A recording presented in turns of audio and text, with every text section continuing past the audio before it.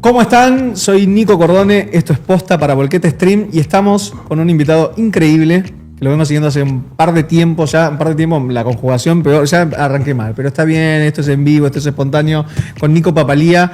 ¿Cómo estás, Nico? Bien, muy bien. Gracias por la invitación, Nico. No, por favor, me encanta. Están viendo acá su libro del cual después vamos a estar hablando. Nico es abogado, es psicólogo y es especialista en cuestiones de género y diversidad. Y me llamó la atención cuando ayer a la noche te empezaba a investigar, cuando empecé como a tener que cerrar en algún momento la búsqueda y empezar a definir más las preguntas. Un poco siento, ¿no? Es algo muy libre mío, de que la abogacía es un poco la interpretación de las leyes, la psicología es la interpretación de la mente o del ser humano. ¿Qué te llevó a ir por la interpretación, ¿no? Porque tus dos ramas van a ser la interpretación. Sí, la interpretación y de alguna manera también lo normativo, ¿no? Okay. Tanto desde el punto de vista jurídico como de la conducta, ¿no? Es un camino largo, pero básicamente tiene que ver también con las temáticas con las que yo trabajo. Yo arranqué mis estudios en el campo del derecho. Comencé mi carrera de grado en la Universidad de Buenos Aires, después fui realizando mis estudios de posgrado, tanto la maestría como el doctorado, y ahí comencé a profundizar en lo que tiene que ver con el abordaje de la violencia de género, sobre todo desde el ámbito de la justicia penal. Yo también soy funcionario del Poder Judicial del Sistema Penal de la Ciudad de Buenos Aires, entonces, bueno, trabajé ya desde muy temprano desde el punto de vista práctico y académico en el abordaje de esta temática. Y a medida que fui avanzando, que fui profundizando en esto, me di cuenta que de alguna forma las herramientas que me daba el derecho eran insuficientes o escasas, ¿no? Para continuar, ¿no? con un trabajo en esta temática. Y entonces, a partir de ahí, y también obviamente de otras experiencias laborales que tuve, por ejemplo, cuando estuve en la coordinación del Cuerpo Interdisciplinario de Protección contra la Violencia Familiar en el ámbito nacional, en el intercambio cotidiano con psicólogos, psicólogas, trabajadores y trabajadoras sociales, me fui dando cuenta que necesitaba otro lenguaje, que claro, por lo menos me generaba inquietud incorporar otro lenguaje para el abordaje de esta problemática y bueno, decidí entonces incursionar en el campo de la psicología. Sabes que te escuchaba y Rita, estoy como medio, bueno, por cuestiones de militancia obviamente empapado en el tema, Rita Segato contaba algo medio similar, de que ella no era esta cuestión de los feminismos, la mujer, ¿no? La cuestión de género, no era su búsqueda principal, sino que en realidad a partir también de un peritaje que tuvo que hacer, llegó ahí, ¿no? Entonces, digo, si bien no estaba en mi guión interno, se me ocurre preguntar, digo, ¿cuánta más interdisciplinariedad debería suceder hoy, ¿no? Entre las áreas? Sí, sumamente. Es algo sumamente importante y sobre todo para el análisis de problemáticas sociales tan complejas como es la de la violencia, ¿no? Uh-huh. Es algo que, si bien, digamos, hay un enfoque que, digo desde lo público, ¿no? Sí. Desde los lugares estatales en los que yo he transitado. Si bien hay una intención de incorporar, digamos, de sumar equipos interdisciplinarios, me parece que todavía resta mucho trabajo por hacer en cuanto a pensar esas problemáticas, claro, con esa mirada interdisciplinaria y sobre todo con una mirada compleja. Específicamente hablando de la violencia de género, yo creo que todavía, o sea, se hizo mucho, pero todavía resta mucho por hacer en ese sentido. Sí. Y una de las cosas que le preguntaba un poco a Nico también fuera del aire o fuera de la grabación, pero que también es muy necesario, de que yo en realidad me encuentro con él por primera vez hace unos meses a través de las redes sociales, y hoy un poco somos todos medio públicos, somos todos medio privados, pero más públicos pareciera. Digo, ¿cómo te llevas con la generación del contenido como esa tarea que es casi obligatoria para la divulgación en términos científicos, ¿no? De tu tarea, de lo que haces, de tu recorrido, de tus producciones? ¿Cómo es una tarea más, no? Sí, es una tarea súper ardua. Por ahí a veces no se logra dimensionar el trabajo que hay detrás. Es un trabajo arduo, Exigente. ¿no? O sea, exigente, sí, porque, o por lo menos en mi caso, que soy también bastante minucioso con todo el contenido que publico, porque no publico contenido porque sí, sino Claro. que es un contenido que tiene detrás un trabajo que lo avala, ¿no? Ujú. Entonces, en ese sentido, pensar cada uno de los posteos, de las publicaciones, de los videos, y luego, por supuesto, producir, ¿no?, el contenido audiovisual, campo en el que claramente no soy para nada experto, es una demanda sumamente importante. Pero como también te decía, hoy por hoy el debate, digamos, la discusión respecto de las cuestiones públicas pasa por las redes Claro. sociales. Entonces, en algún momento me pareció sumamente importante estar presente para poder generar desde allí el debate. Es cierto que también las redes te hacen interactuar con un público afín, ¿no? O Claro. sea, uno en definitiva siempre termina intercambiando opiniones con aquellas personas que de alguna manera comparten cierto contenido o cierta mirada respecto al mundo. Pero bueno, igual el desafío es estar ahí, es generar contenido que desde una posición muy respetuosa pueda incomodar. Exacto. Y pueda llegar a públicos más amplios. O sea, Exacto. yo cuando decidí en esta tarea de divulgación estar en las redes, asumí la tarea con el convencimiento de que discutir siempre entre nosotros no está bueno. No, claro. O sea, es necesario ampliar los márgenes del debate, tanto desde el punto de vista académico, desde el punto de vista de la comunidad LGBT, de los feminismos, digo, para poder alcanzar avances y sostener esos avances a lo largo del tiempo, sobre todo en épocas tan complejas, me parece sumamente importante ampliar, llegar a otro público, ¿no? Por ahí público con el que no tenemos tantos Claro. acuerdos, pero no obstante ir instalando la temática. ¿Y te ha pasado, digo, porque también aparece como una figura nueva a nivel social, que es la figura del hater o demás? Digo, vos recién decías algo que también es muy característico de tu contenido, que es como sos muy respetuoso, digo, no te parás en la definición de lo que vos querés decir desde un lugar de la violencia o la agresión al otro, pero ¿te ha pasado de recibir violencia por tu contenido? Porque Sí. digo, también es muy específico y sabemos que a nivel social el ánimo está como recontra exacerbado y para muchos, quizás no es tu estilo porque no elegís ese camino, pero sí para muchas otras personas, quien se para de una manera ya es un enemigo, ya es un opositor, ya es alguien a destruir. ¿Y te ha pasado de recibir mucho odio? Sí, por supuesto, eso pasa continuamente. Depende de la red social. Yo trabajo Claro. básicamente en dos redes sociales que son Instagram y YouTube. Depende de la red social, también depende mucho el tipo Claro. de hater, el público. Pero por supuesto que sí recibo, digamos, todo el tiempo. Pero también ahí hay una decisión estratégica, política estratégica. Ok. ¿En qué sentido?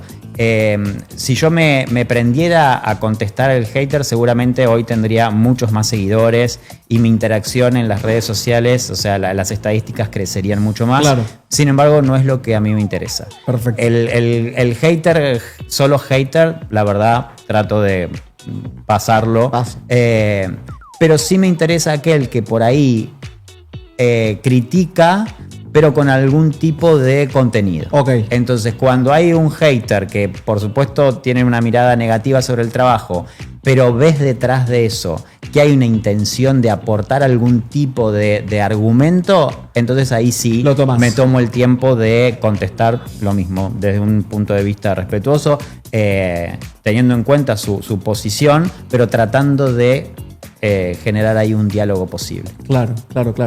Bueno, estas preguntas que siguen ahora yo me las ordené un poquito cronológicamente, como si partiéramos de la infancia hasta llegar a la adultez. En algún momento vamos a pasar por su libro, La rebelión de los mandriles. Y quería pensar en la ESI, ¿no? Sobre todo en relación a las infancias.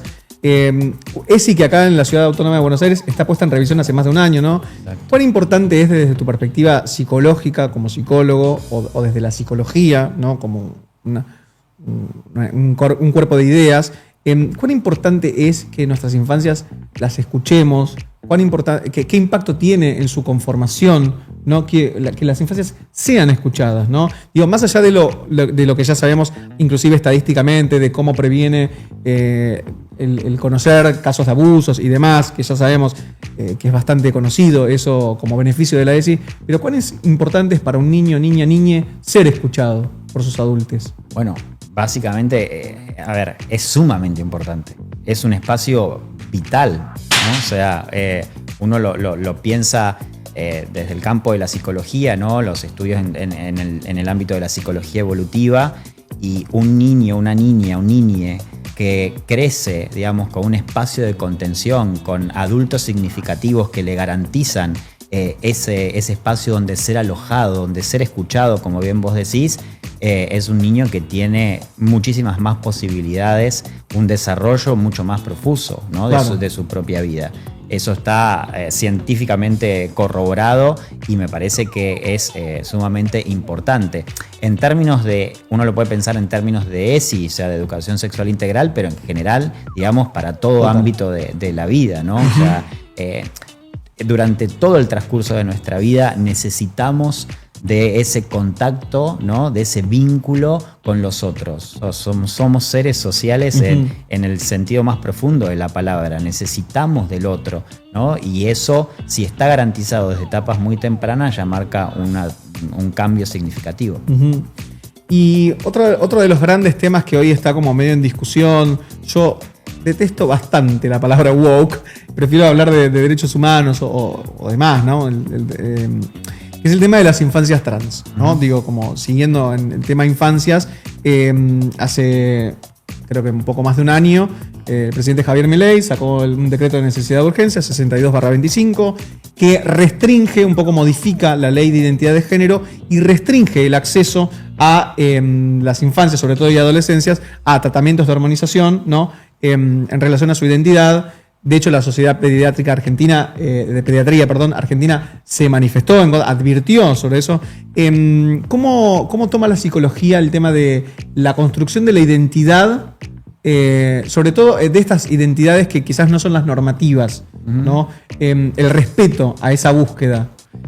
Yo creo, y puede ser una posición incómoda, pero sí, a mí me parece que lo más importante es salirse de estas discusiones dicotómicas en las que usualmente se suelen plantear estos debates, ¿no? El tema es, un pibe, una piba, un pibe puede decidir a los 5 o 6 años un tratamiento de hormonización, claro, o no lo puede hacer de ninguna manera, ¿no? Me parece que ahí hay que encontrar siempre el punto...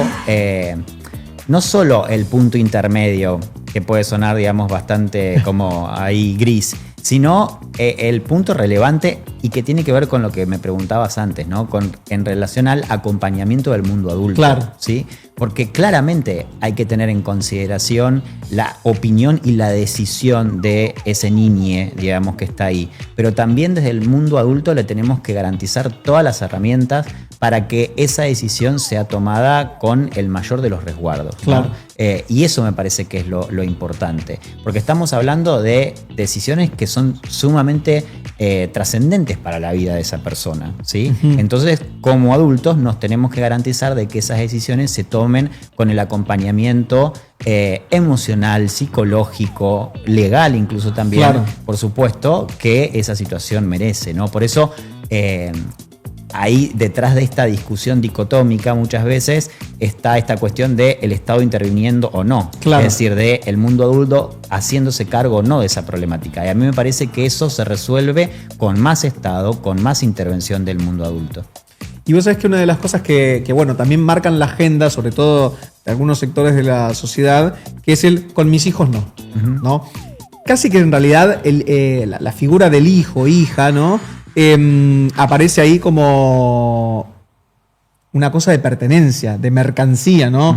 Que es casi el paradigma del adultocentrismo. Este es mi hijo, es mi pertenencia, yo decido. Digo, ¿cuál es el límite que vos sentís que hay entre... que también aparecen, ¿no? Todos los días aparecen conceptos nuevos de crianza respetuosa, la escucha, el adultocentrismo. ¿Cómo sentís ese combo en el cual los niños están ahí en el medio, las infancias están en el medio de un tironeo entre respetarles absolutamente todo, escucharlos pero enmarcarlos, encuadrarlos, ¿no? Digo... Sí, claramente eso tiene que ver, primero, y para mí lo más importante es entender que las niñas, las infancias son sujetos de derecho. Como bien vos decías, no son objeto de los adultos. En todo caso, los adultos tenemos la responsabilidad de garantizarles una etapa de cuidado, ¿sí? Pero hay que garantizar esa subjetividad desde el punto de vista jurídico, ¿no? Y eso implica escucharlos, por supuesto no vulnerar sus derechos, garantizarle las cuestiones básicas. Pero eso no significa que los adultos no podamos ni tengamos que poner límites. Exacto. ¿Sí? Porque muchas veces el punto opuesto a esto, ¿no? Es decir, bueno, ¿no? Que los chicos vayan creciendo de acuerdo a sus formas. Y en realidad tampoco es así. No, porque no un niño, y sobre todo en las primeras etapas de su vida, necesita de esos límites, de esa contención para poder constituir su propia subjetividad, su propia identidad. Entonces, me parece a mí que el gran punto es transformar al límite entendido como cuidado. Claro. Cuando yo estoy poniendo un límite, en realidad lo que estoy haciendo es cuidar a ese niño, ¿sí? Lo que pasa es que también es cierto que muchas veces hemos interpretado al límite como ejercicio de violencia, ¿no? Claro. Desde un punto de vista autoritario. Y esa me parece que es, de alguna forma, el paradigma que nosotros tenemos que seguir transformando porque todavía está muy instalado en nuestras propias generaciones. Ahora me gustaría agregarte algo más, porque este discurso de con mis hijos no te metas, además de todo lo que ya te dije, me parece que es un discurso muy hipócrita. Porque precisamente proviene de aquellos sectores que se preocupan respecto de lo que tiene que ver con la educación sexual integral y los contenidos que se imparten en el colegio en relación con estos temas, pero después se desentienden bastante de muchos otros aspectos, claro. O incluso, ¿no? Digamos, de también esta temática cuando toca otros temas, ¿no? Claro. Es lo mismo que quienes se oponen al aborto, que por supuesto hay opiniones sumamente respetables, pero bajo el argumento de me preocupa la vida. Claro. Bueno, si te preocupa la vida, que te preocupan preocupen todas las vidas, ¿no? Entonces, sí. digo, hay muchas cosas que ir desarmando detrás de estos argumentos. Sí. Y así llegamos un poco a la adolescencia. Y hace unas semanas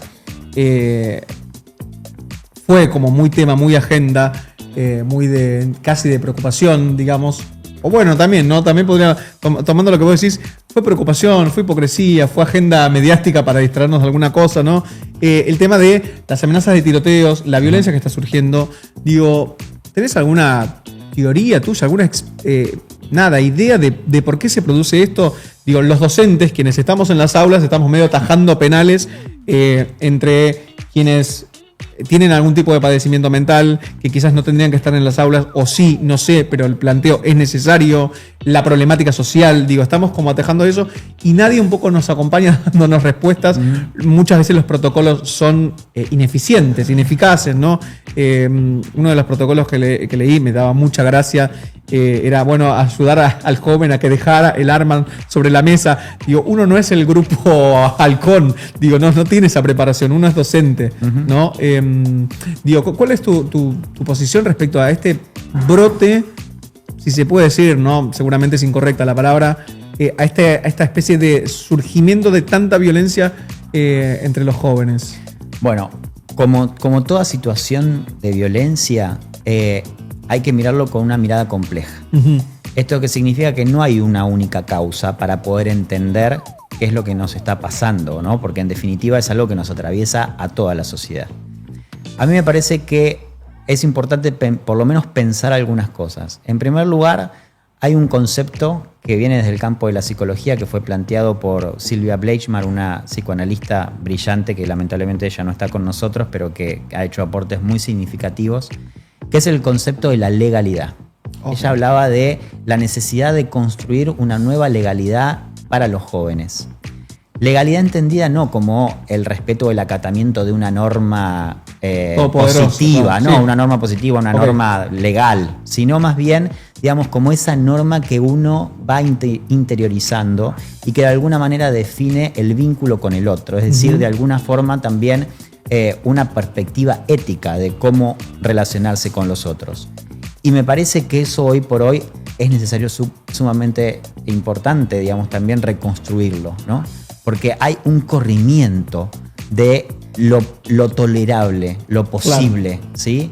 Y en eso, que por supuesto es donde entra la violencia, tiene que ver, por supuesto, con la proliferación de estos discursos violentos, sobre todo desde las más altas esferas del poder, que generan esto, claro. Generan ese corrimiento. Digo, hay situaciones, comportamientos, discursos que hace 20, 30 años atrás hubieran sido impensables. Hubiera sido impensable que como sociedad lo toleráramos todos los días, cotidianamente, lo esperáramos de una figura como el presidente de la nación, claro, ¿no? Total. Y me parece que eso nos ha llevado a que cada vez corramos un poquito más el límite y vayamos tolerando, vayamos de alguna forma naturalizando esos modos, esos ejercicios de violencia cotidiana. Bueno, esa violencia que se ejerce desde estos espacios de autoridad, desde el mundo adulto, por supuesto que también marca de alguna manera, en términos de una pedagogía social, la violencia, ¿no? O sea, la violencia posible, ¿no? La violencia que reproducen las generaciones más jóvenes. Y en este sentido, volvemos un poco al tema de las redes, me parece que también las redes han tenido un impacto sumamente nefasto. Uh-huh. ¿En qué sentido? En que hay muchas generaciones, sobre todo quienes crecieron desde 2010 en adelante, que yo siempre digo, no pueden hacer tan fácilmente esta distinción entre el mundo virtual y el mundo real. Claro. ¿No? Para generaciones más grandes como nosotros, bueno, que fuimos incorporando a lo largo de nuestra vida esta nueva tecnología, esta distinción es mucho más sencilla. Para las generaciones que crecieron en el mundo virtual, que crecieron atravesados por esta virtualidad, esta distinción no es tan sencilla. Entonces, por ejemplo, para ponerlo en términos muy concretos, muchos jóvenes que tienen un conflicto con un compañerito en el aula o con un compañerito o compañerita con la que están empezando un vínculo amoroso, si hay un conflicto lo resuelven bloqueando el WhatsApp, claro, eliminando de Instagram, ¿no? Como si eso fuese algo que, digamos, realmente soluciona el conflicto. Claro, claro. ¿Esto en qué se traduce? En que hay muchas generaciones que tienen menos herramientas para vincularse en el mundo de lo real, ¿sí? Para vincularse en el cara a cara. Esas herramientas restan palabra. Claro. Y cuando no hay palabra, entonces aparece la violencia como un modo posible de vincularse. Entonces nosotros tenemos una sociedad cada vez más tolerable respecto de la violencia, una generación de jóvenes que tienen menos herramientas para construir esos vínculos, ¿no? Y bueno, entonces ahí hay un caldo de cultivo muy importante. Obviamente a eso también hay que sumar las condiciones sociales en las que estamos inmersos, ¿no? Porque claramente no podemos hacer oídos o vistas, digamos, sordas a eso, ¿no? O sea, en una sociedad donde la desigualdad es cada vez mayor, donde no alcanza el dinero para llegar a fin de mes, donde eso atraviesa a cada una de las familias, bueno, claramente por eso estamos generando un caldo de cultivo muy, muy difícil.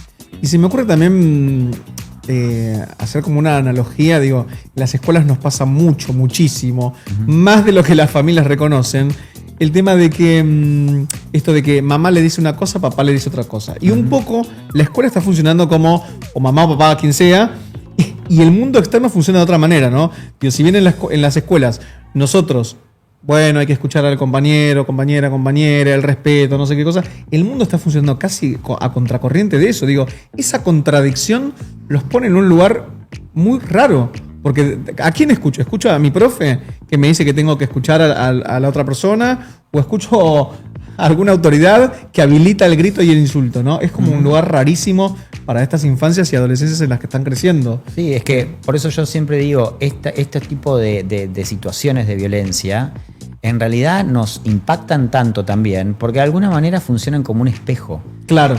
Los jóvenes nos están devolviendo el mundo que nosotros como adultos le estamos dejando, ¿no? Entonces creo que eso también nos interpela de alguna forma. Y claramente, como vos decís, ahí la responsabilidad es de los adultos que tenemos que de alguna manera ponernos de acuerdo, construir un consenso social respecto de cómo vamos a criar a nuestros jóvenes, claro, ¿no?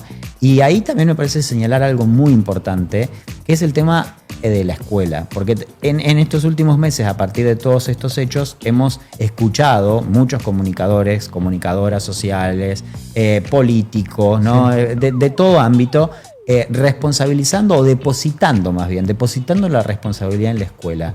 Y claro, me parece que eso es una forma de patear la pelota para otro lado. Totalmente. Porque la escuela, como bien vos decías, obviamente que funciona como una especie de caja de resonancia donde todas las problemáticas sociales adquieren otro tipo de dimensión. Pero lo cierto es que como sociedad, como Estado, no le damos las herramientas a la escuela para poder abordar esas situaciones. aun cuando consideremos que es el lugar o en todo caso la institución que debiera hacerse cargo, ¿no? Sí. O sea, la escuela está atravesada además también por todas estas problemáticas, el de financiamiento, los salarios pésimos, paupérrimos de los profesionales, la falta de equipos interdisciplinarios.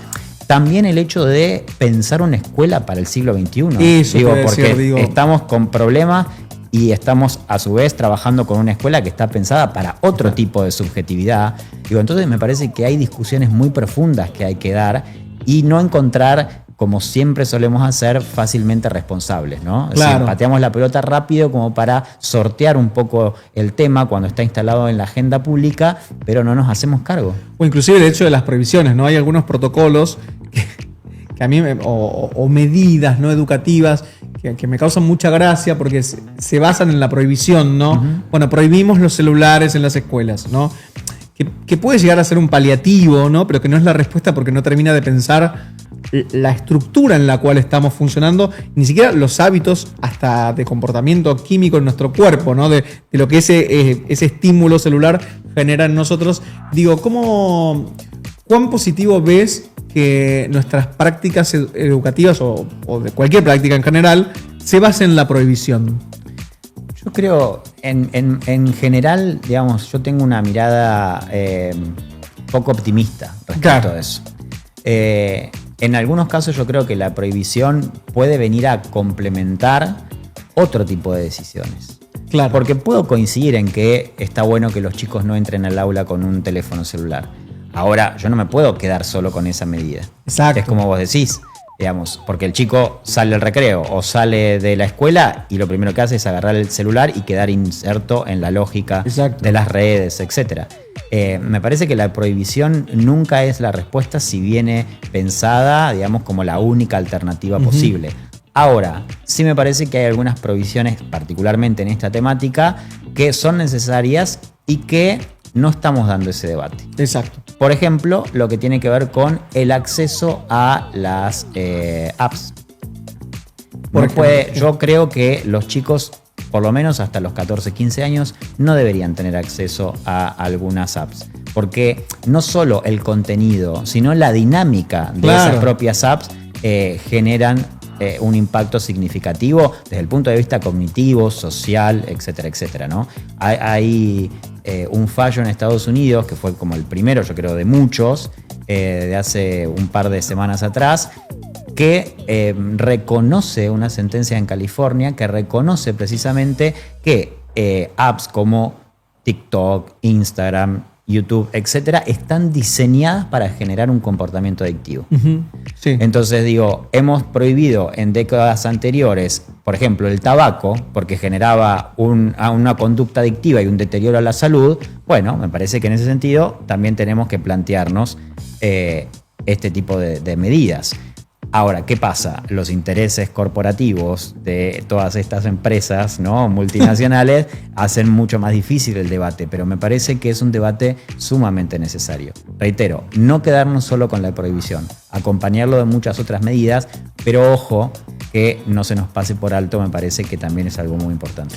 De hecho, bueno, justo en relación a esto que venimos charlando, a mí una de las cosas que más me llama la atención en los ámbitos en los que recorro, suelo ser como el profe rebelde, pero una de las cosas que más me llama la atención cuando pensamos la escuela es que no invitamos a las infancias y a las adolescentes a charlar de estos debates. Pensamos la escuela sin hablar con quienes son los sujetos que reciben ese derecho a la educación, ¿no? Entonces, que si tuvieses que darle un consejo a la institución escuela, que por supuesto es abstracta, no tiene nombre, no tiene cara, pero como una sugerencia hacia una nueva escuela, por decirlo de alguna manera. ¿Qué le harías? ¿Qué le dirías? Bueno, es bastante difícil, digamos, ¿no? Porque me parece que además es un debate necesario. Yo creo que no estamos dándole la relevancia que realmente tiene a esta cuestión. Pero por supuesto que la escuela tiene que ser un lugar que se construya reconociendo las voces de todos quienes estamos involucrados, ¿no? Los adultos y también las infancias, las adolescencias. Y me parece que, y esto quizás va a sonar un poco abstracto lo que te voy a decir, pero sí me parece que es sumamente necesario, que tiene que ver con poder alojar a esos jóvenes, a esas instancias. Me parece que lo que está faltando es que los adultos podamos alojar a esos jóvenes. ¿Qué significa esto? Podamos garantizarle el espacio para poder construir ahí un diálogo sincero, donde los chicos sientan la confianza de que pueden venir a hablar, a plantear sus dudas, sus inquietudes, digamos, todas aquellas problemáticas que estén transitando por su cabeza. Yo lo veo mucho también en la clínica eso. Claro. Faltan espacios de diálogo, faltan espacios de encuentro en general, entre todos, pero particularmente faltan esos espacios de contención para los jóvenes. Sí. Bueno, la escucha es fundamental, digo, uno lo ve, digo, en el aula como...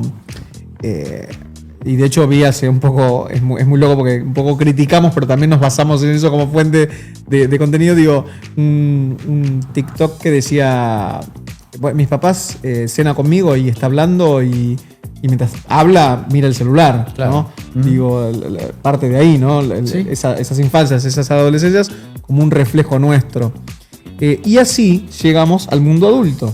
Mientras lo investigaba Nico, me encontré con uno de sus artículos de la revista Pensamiento Penal. Esto lo voy a leer tal cual para no equivocar ningún dato, en donde citas a Menkel Meadows, si no me equivoco, si lo pronuncié bien, y te acercas a la conclusión, un poco acá sí lo traduzco, de que cuando se reduce el cupo femenino, ¿no?, en instituciones sobre todo judiciales, cuando se reduce la cantidad de participantes, mujeres, un poco se acepta más el orden preestablecido, ¿no?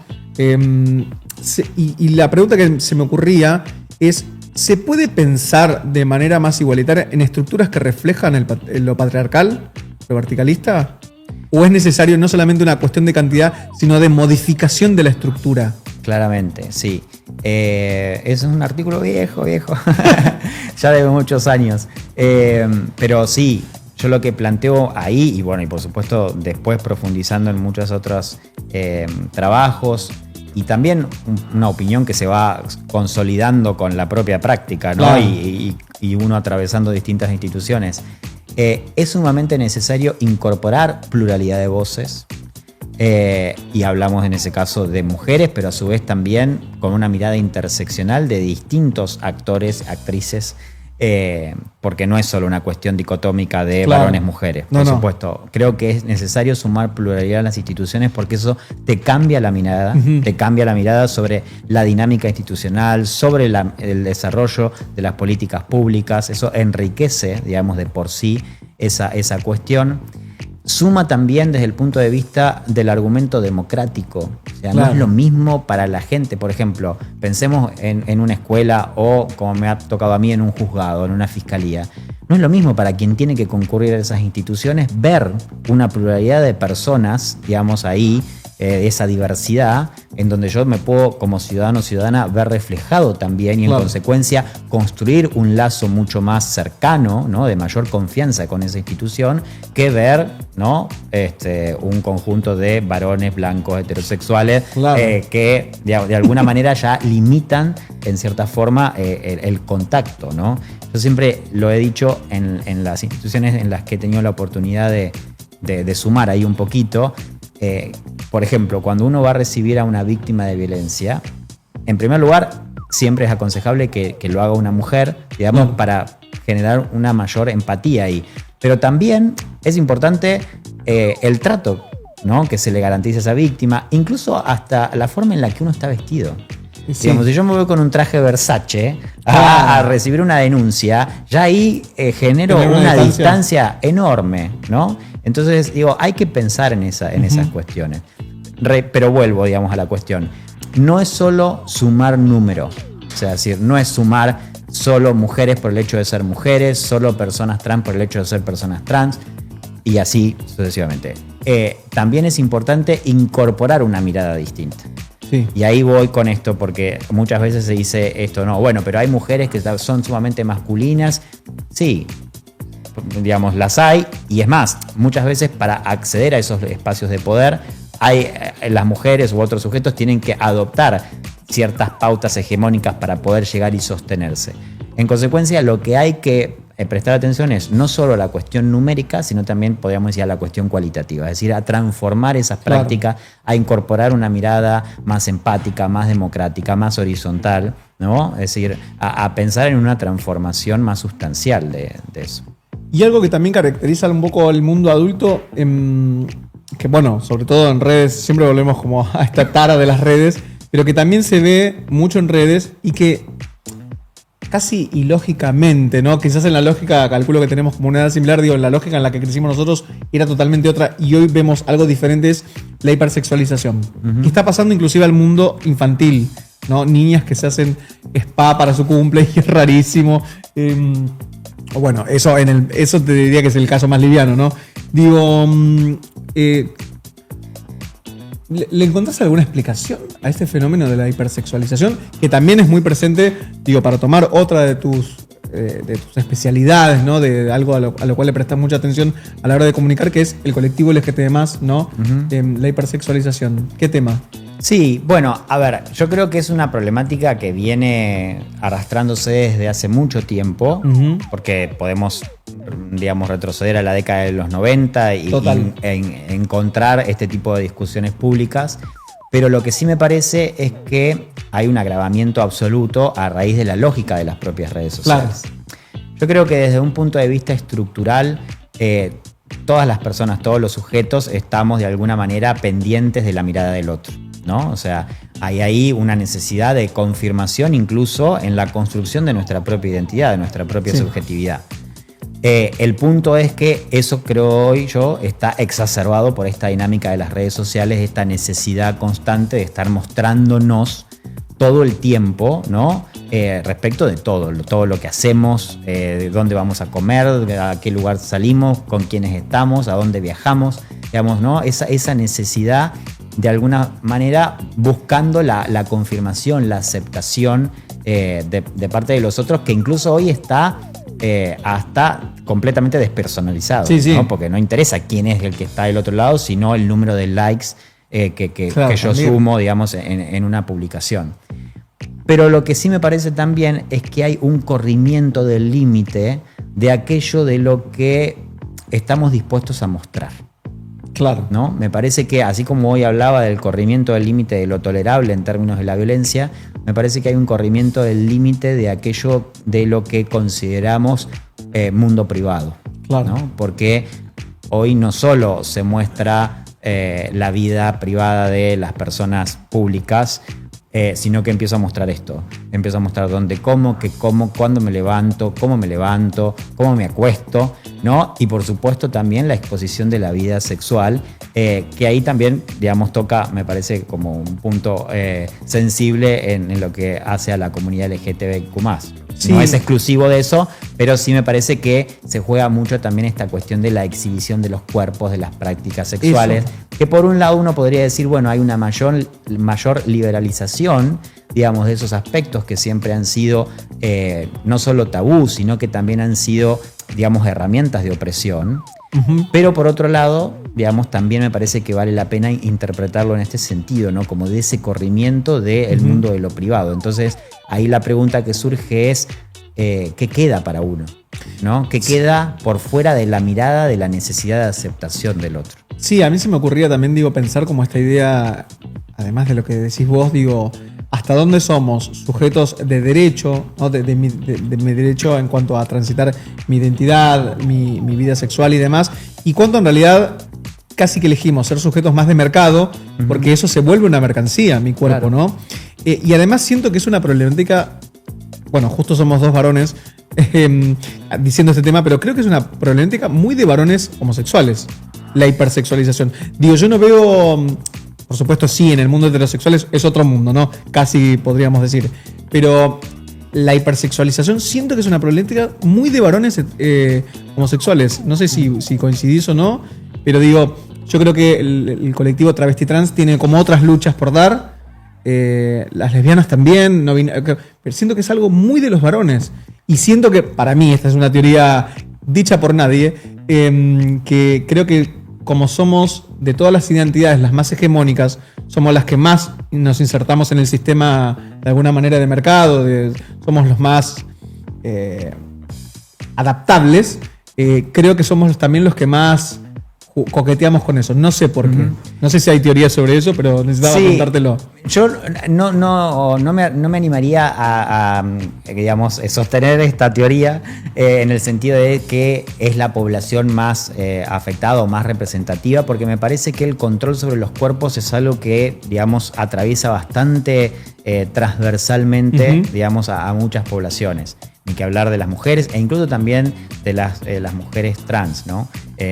Porque hay ahí una necesidad de adecuación a determinados estándares, digamos, que impacta de manera letal incluso sobre la vida de esas personas. Pero sí me parece que en el caso de los varones gays, hay también, digamos, una puesta en escena de estas normas hegemónicas, ¿no? Claro. Que por ahí, si uno lo piensa, era menos abordado, menos pensado en el campo, en el mundo de los varones. Y me parece que los varones LGBT hacen de alguna forma un poco más visible, digamos, la penetración de estas normas hegemónicas, ¿no? Porque básicamente, bueno, hoy esta aceptación,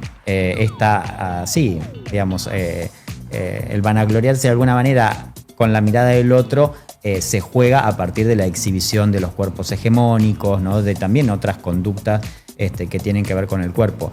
Pero me parece que de alguna manera igual todos estamos de alguna forma sujetos a esas prácticas sociales que definen un poco, yendo a una mirada más Foucaultiana, este disciplinamiento de los cuerpos. Incluso podemos pensar también en otras formas de disciplinamiento. Preciado ahí habla muy interesantemente de la era fármaco-pornográfica, ¿no? Donde precisamente la industria de la pornografía tiene una incidencia directa, digamos, sobre los cuerpos, sobre las prácticas sexuales y en definitiva, digamos, sobre el modo en que organizamos nuestra vida. Entonces me parece que, sí, está poniendo de relieve, podríamos decir, nuevas formas de ejercicio del poder sobre los cuerpos. Claro, porque en el fondo no hay está esta cuestión del poder y otra de las preguntas que se me ocurría hacerte, sobre todo para el colectivo LGBT+, es esto, para empezar a unir temas que ya fuimos abriendo antes con estas preguntas, digo, esto que en otro momento casi hubiera parecido inexplicable. Sabemos que no es inexplicable porque siempre ha habido este tipo de personas que ahora voy a mencionar, pero estas identidades que son históricamente perseguidas, ¿no? De repente aliadas del poder que las persigue, ¿no? Es decir, de repente nos encontramos personas LGBT más de derecha o de ultraderecha, y una de las siempre aparece, ¿no? Como por ahí el primer debate es, es porque pesa más la conciencia, la pertenencia de clase que la cuestión de la identidad. ¿Vos tenés, se te ocurre algo de por qué se da esa, que uno lo leyera a grosso modo como contradicción, quizás no lo es? ¿Tenés alguna explicación en relación a eso? Mira, creo que eso tampoco es nuevo. No, creo que seguro. eso ha existido siempre. Yo creo que hay una falta de conciencia social en ese sentido, pero también creo que tiene que ver con que necesitamos ahí también una mirada compleja. Sí. Porque no podemos pensar solo la construcción de esa subjetividad desde lo identitario. Claro. Y me parece que hacer ese recorte desde lo identitario ha sido una de las grandes equivocaciones que hemos cometido en los últimos años, ¿no? Cuando uno piensa la realidad solo con las categorías de lo identitario, me parece que está haciendo un recorte que deja fuera mucho.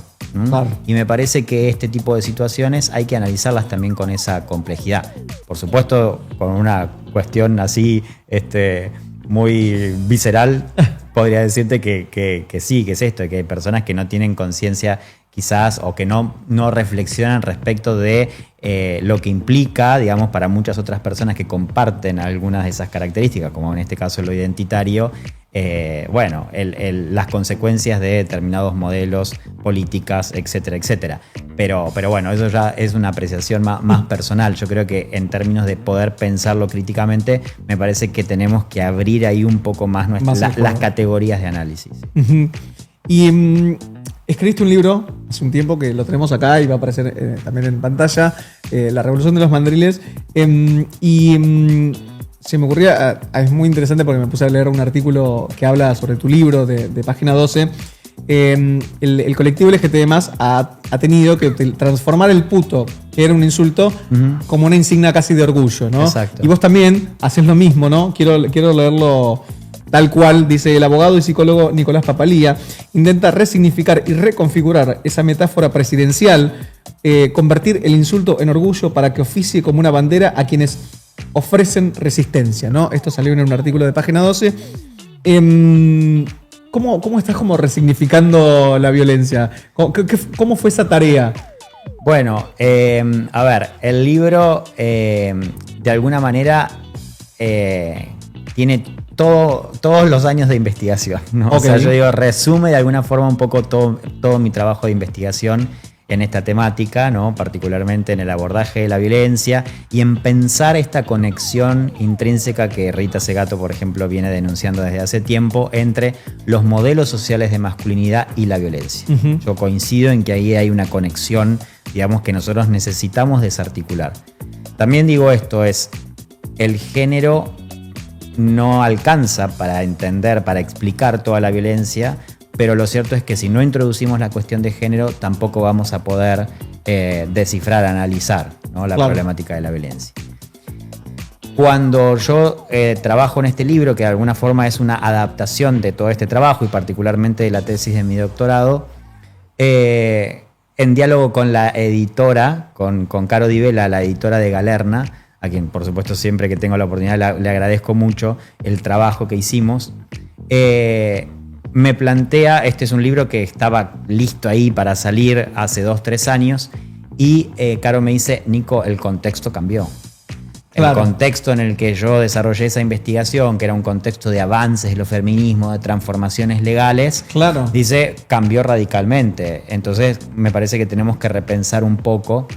Y entonces ahí cuando yo decido darle esta relevancia tan importante a la metáfora de los mandriles, ¿no? Una metáfora que es utilizada por el presidente Milei precisamente para dar cuenta de este ejercicio del poder como sometimiento del otro, que no hace más que de alguna manera expresar las pautas hegemónicas asociadas a la masculinidad, podríamos decir, tradicional, ¿no? Esa masculinidad que necesita para confirmarse en su posición ridiculizar, someter al otro, ¿no? Colocarlo en un lugar de subordinación, ¿no? Entonces me pareció importante plantear la necesidad de subvertir ese orden, de subvertir ese juego simbólico y decir, podemos pensar, podemos construir otras formas de ser varón, otras formas de masculinidades, otro modo de ejercicio del poder que no sea precisamente desde ese lugar, ¿no? Entonces por eso un poco esta metáfora de proponernos a quienes somos tildados de mandriles construir consensos para definir nuevas formas. Ahora me siento como en la obligación, digo, imagino la respuesta, pero igualmente lo quiero hacer para el video. Nunca se llamó así el libro, tenía otro título y lo cambiaste. El libro tenía otro título. Ah, exacto. Ok. Sí, ¿cuál era el otro título? El título originario del libro era Varones fuera de foco. Tiene más punch.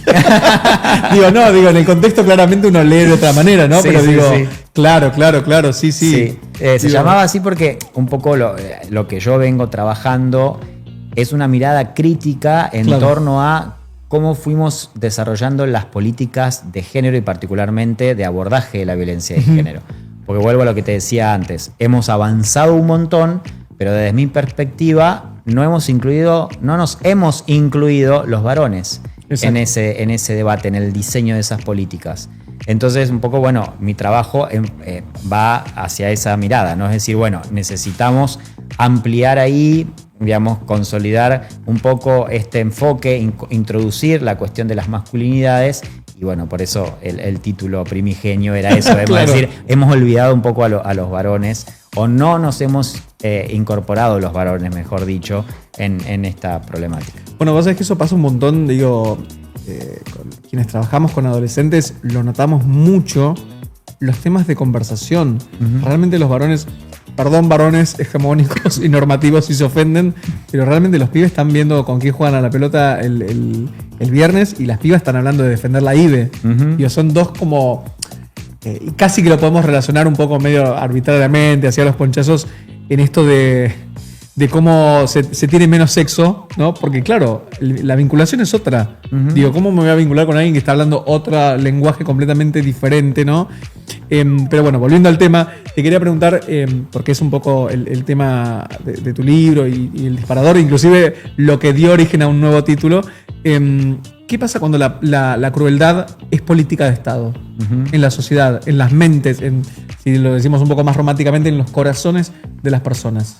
Bueno, sí, sí, porque primero, o sea, creo que es lamentable ver, digamos, yo creo que hay algo que espanta también, porque es eso, es precisamente ese término, la crueldad, ¿no? O sea, escuchar discursos, ver prácticas, entender las consecuencias de determinadas políticas, realmente espanta porque uno no lo cree posible. Digamos, cualquier persona que tenga un sentido de humanidad necesariamente se tiene que ver interpelada frente a este tipo de cuestiones. Ya no es una cuestión solo de tal o cual signo político, ¿no? Me parece que tiene humana. Exacto, es una cuestión que va mucho más allá de eso, ¿no? Y sobre todo, yo a veces es difícil muchas veces introducir categorías de la psicología para analizar fenómenos sociales, pero me parece que es posible. Por supuesto que no soy el único, hay mucha línea ya producida en este sentido, pero hace un tiempo propuse, ¿no?, incorporar el término de la perversión, ¿no?, que es una categoría que es empleada en el campo psicoanalítico, precisamente para dar cuenta de esto, ¿no?, del goce de muchos sujetos de relevancia institucional en el ejercicio de la crueldad, ¿no? O sea, porque realmente me parece muy significativo, pero aún lo más significativo es para mí analizar cómo hemos llegado a esta situación, es decir, cómo hemos llegado a que gran parte de la población pueda pensar que personas con este tipo de ideas, con este tipo de prácticas y de discursos nos van a garantizar una realidad mejor. Digamos, eso me parece que es sumamente grave y sumamente interesante. No para patear las responsabilidades, como muchas veces se hace, y decir qué votaron o miren lo que han votado. No. Es para poder entender por qué hemos llegado a esta situación. Es decir, por qué muchas personas han considerado que este tipo de políticas, que este tipo de personajes nos pueden garantizar una realidad mejor. Me parece que es ahí sumamente importante poder detenernos a pensar eso, ¿no? Porque evidentemente hay cosas que no se han hecho bien. Y aparte, digo, pensarlo un poco como con la óptica que vos dijiste, que no es la de la condena frente al suceso, sino buscar una comprensión, ¿no? Digo, no condenar, bueno, mirá cómo votaste, mirá lo que hiciste por tu culpa, no sé qué cosa, sino, a ver, sentémonos a charlar de qué pasó, ¿no? De qué pasó y sobre todo de qué está pasando. ¿Qué está pasando? Porque me parece que ahí estamos muy encerrados en el debate de lo coyuntural, de si tal se peleó con tal, de si en Twitter se publicó o no, y no estamos dimensionando el impacto de estas políticas. A mí me preocupa mucho, no Milei, sinceramente. No, claro. Milei no me preocupa, me parece, digamos, un monigote que cuando la historia, digamos, le tenga que dar un lugar, va a ser un lugar insignificante, pero sí me preocupa las consecuencias realmente de esta tolerancia, ¿no? De esta tolerancia social en relación con la violencia, con la crueldad, digamos, con esta mirada del Estado y de las políticas públicas. Ayer hemos tenido una marcha de sectores de la salud que dan cuenta, digamos, de estadísticas realmente tremendas, tremendas. Y me parece que por ahí los debates públicos o las esferas del debate público no está recogiendo la realidad de la gente. Y eso también me preocupa. Se me ocurre, también preguntarte, ¿qué explicación se me ocurre, ya que sos psicólogo, preguntarte eso? ¿Cuál es la explicación?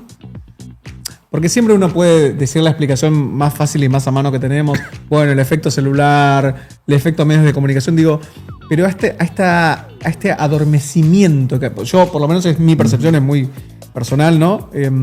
Pero a esta sensación de adormecimiento, ¿no? Que frente a tanta crueldad haya tanto, no silencio porque sería invisibilizar todas las movilizaciones que sí hay, pero en general podríamos decir que hay como un acatamiento a este modelo.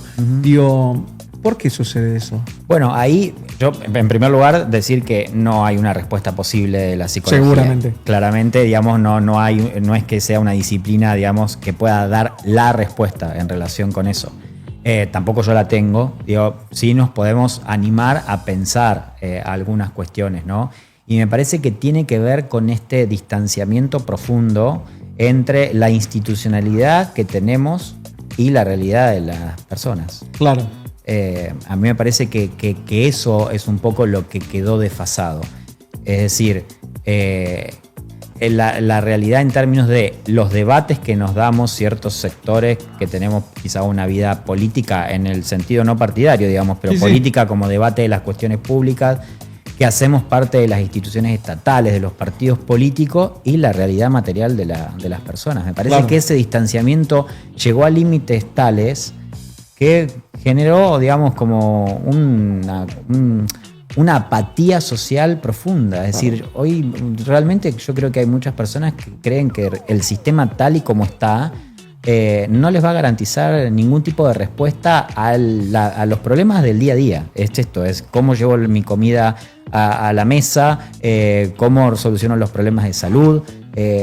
Esas cuestiones concretas me parece que han dejado de ser realmente una preocupación central de esta institucionalidad con la que convivimos hoy desde hace mucho tiempo, y me parece que eso de alguna manera ha dado lugar a que estos liderazgos que de alguna manera proponen una ruptura con ese sistema y también de alguna forma representan un acercamiento entre esa legitimidad del liderazgo y los sectores más amplios de la sociedad, digamos, una conexión distinta, ¿no? Entonces, bueno, me parece que eso ha sido un caldo de cultivo muy propicio para el surgimiento y la instalación de este tipo de liderazgo. Sí.